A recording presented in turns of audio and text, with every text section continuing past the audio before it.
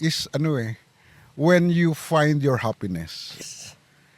Success is never material, although it helps. Yes.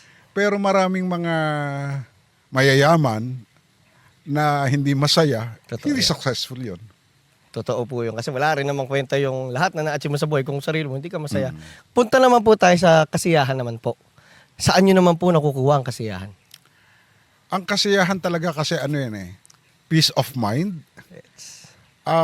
Pag wala kang peace of mind, kahit na surrounded ka ng mga maraming bagay, hindi mo masasabing successful ka. So, siguro yung mga manifestations nun, halimbawa, enjoy ako mag-garden, Opo. pati household chores, ginagawa ko. Sabi nga, may nabasa ako dati, sa advice sa mga parents, Opo.